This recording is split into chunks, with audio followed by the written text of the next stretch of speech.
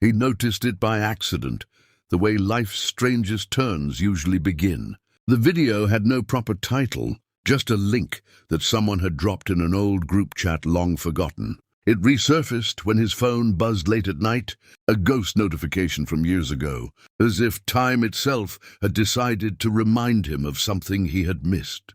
Same time stories. He almost ignored it. He should have. But something about those words, faint and oddly familiar, pulled at him. It was nearly midnight. The room was silent except for the hum of the fan above him and the occasional bark of a stray dog outside. He tapped the link. The video began with a quiet street, dimly lit by a flickering lamppost. The timestamp read 11:47 p.m. The camera was shaky, as though someone was holding it with trembling hands. There was no narration, no music, just the raw sound of night. Then he froze. The street looked familiar. Not just familiar. It was his street. He leaned closer to the screen, his breath slowing, his fingers tightening around the phone. The broken pavement near the corner, the chipped wall with faded graffiti, the old tree leaning slightly to one side. It was all there, captured in unsettling clarity.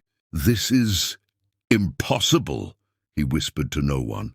He glanced at the time on his phone. 11:47 p.m., the exact same time. A chill crept down his spine. In the video, a man walked into the frame. The figure moved slowly, head slightly lowered, hands in pockets. Something about his posture felt deeply known, painfully familiar. His heartbeat quickened. The man stopped under the lamppost and looked up, and Farhan felt the world slip beneath him. It was him. Not a look-alike, not someone similar. It was him, wearing the same worn-out shirt, the same jeans, even the faint tear near the knee that he had been meaning to fix for weeks. His throat went dry. "What is this?" In the video, he watched himself standing still, staring at something off camera. There was a strange tension in his expression, like he was waiting for something inevitable. Then the other him spoke. "I know you're watching." Farhan dropped the phone. It clattered against the floor, the sound echoing unnaturally loud in the quiet room. His chest rose and fell rapidly as he stared at it, as if it had suddenly become something dangerous. Slowly, almost against his will, he picked it up again. The video continued. His own face stared directly into the camera now, eyes dark, almost hollow.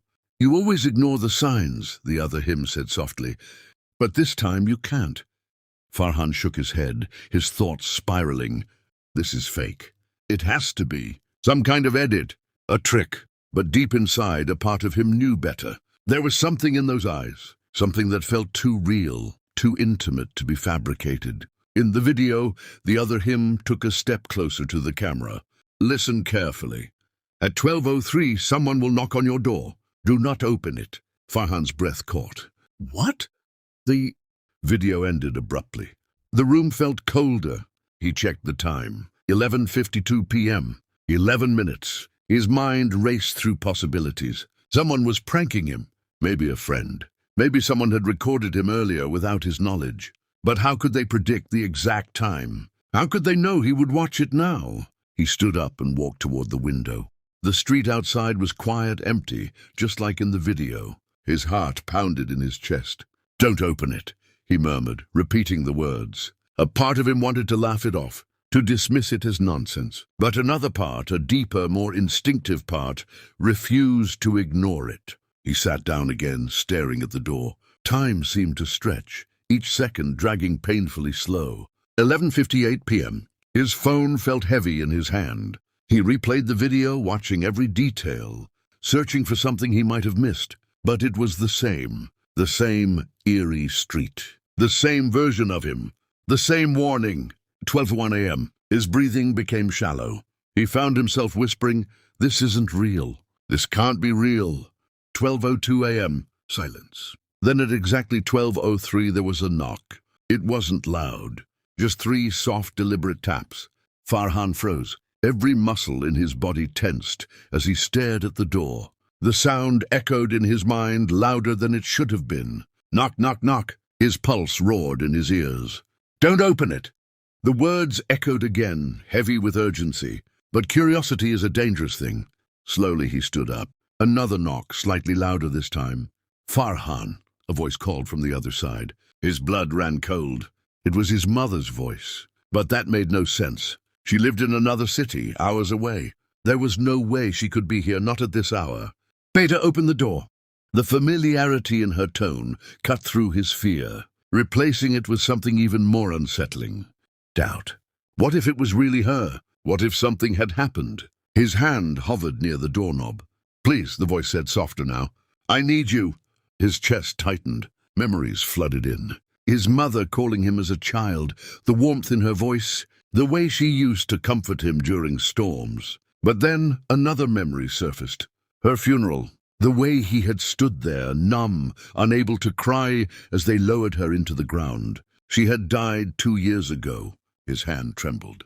This isn't real, he whispered. The knocking stopped. Silence returned, heavier than before. For a moment he thought it was over. Then the voice changed. Open the door. It was still his mother's voice, but something about it was wrong now. It lacked warmth. It felt hollow, almost mechanical. Farhan stepped back. No. The word came out weak, barely audible. Open the door. Louder this time, sharper. He shook his head, backing away further. No! A sudden bang rattled the door, as if something had slammed against it from the other side. He stumbled, his heart racing uncontrollably. Farhan! The voice screamed, his name now distorted, desperate. Tears welled up in his eyes. Go away, he cried. You're not her! You're not real. The door shook again, violently this time. Then just as suddenly as it had begun, everything stopped. Silence. Complete, suffocating silence. Farhan stood there, frozen. His body trembling, his mind struggling to process what had just happened. Minutes passed. Nothing.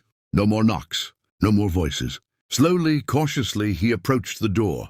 He didn't open it. Instead, he leaned forward and looked through the small gap near the frame. Nothing. The hallway was empty.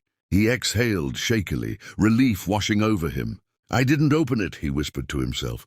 He stumbled back to his bed and sat down, his hands still shaking. His phone buzzed. He flinched, his heart jumping into his throat. A new notification. Another video. His fingers hesitated before tapping it. The video opened. It was the same street, the same lamppost, the same time, but this time the camera was closer to the door of his house. His breath caught as he saw himself again, standing outside, holding a phone. The version of him in the video looked exhausted, his face pale, his eyes filled with something that looked like grief. I'm glad you didn't open it, the other him said quietly. Farhan stared, unable to look away. But this is only the beginning. His stomach dropped. What do you mean? He whispered, even though he knew there would be no answer. The other him looked directly into the camera. You think that was her. You want to believe it was something pretending to be her. A pause. It wasn't. Farhan's chest tightened. That was your memory. Your guilt. Everything you never said. Everything you regret. Tears streamed down his face. No, you didn't open the door tonight, the other him continued. But you've been opening it every day in your mind, letting it haunt you, letting it define you. Farhan's breath became uneven. Memories flooded back. The last phone call he had ignored, the visit he had postponed, the words he had never said. I was busy, he whispered, as if trying to justify it again. But the excuse felt hollow now. You don't need to open that door, the other him said softly. You need to let it close. The video flickered slightly. For 2 years, you've been standing at that door, waiting, hoping for one more chance. Farhan covered his face, sobbing quietly. I'm sorry, he choked. I'm so sorry. The other him's expression softened. I know. Silence lingered between them, even through the screen. Then the other him took a step back. Live your life, Farhan. Not the one you regret, the one you still have. The video ended. Farhan sat there, his tears slowly subsiding, replaced by something unfamiliar. Peace. For the first time in a long time, the weight in his chest felt lighter. He looked at the door. It was just a door now, nothing more. He stood up and walked toward it, his steps steady. Placing his hand on the knob, he took a deep breath. Then he opened it. The hallway was empty, quiet, ordinary. No shadows, no voices, just reality. He stepped out, closing the door behind him. And for the first time in 2 years, he didn't feel like something was waiting on the other side. He felt like he had finally walked away.